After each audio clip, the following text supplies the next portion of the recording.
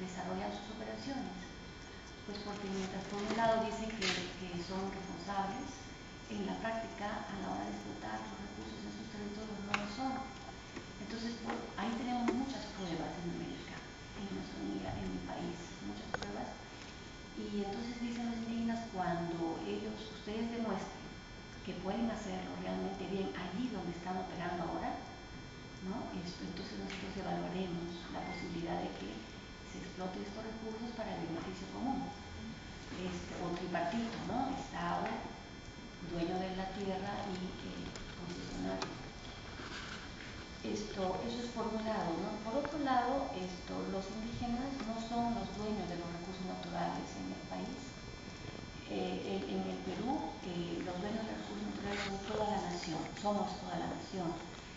El Estado asume la responsabilidad de administrar esos recursos naturales a nombre de toda la nación y debe hacerlo, por supuesto, en el marco de los deberes que le consigna la Constitución, empezando por el primero, que es el deber de respeto a la vida y dignidad humana, por sobre todo.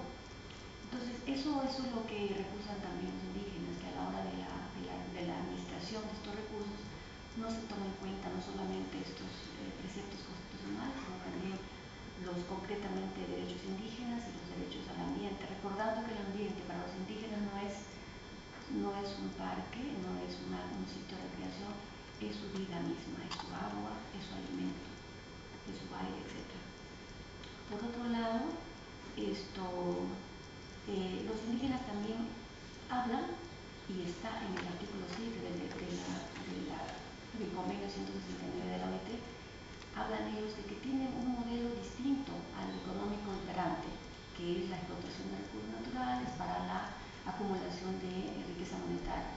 Ellos entienden por riqueza no solamente la moneda, sino también el buen vivir como riqueza prioritaria.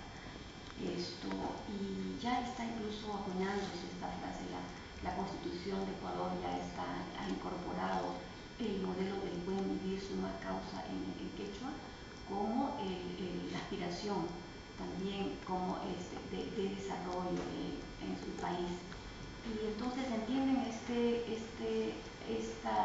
tiene esta visión de buen vivir equivalente a desarrollo sostenible para nosotros, que es la vida en armonía con la naturaleza, donde el ser humano, tan igual como los demás seres de la naturaleza, tengan derecho a vivir bien, en respeto entonces a su madre tierra y a sus seres espirituales que habitan allí.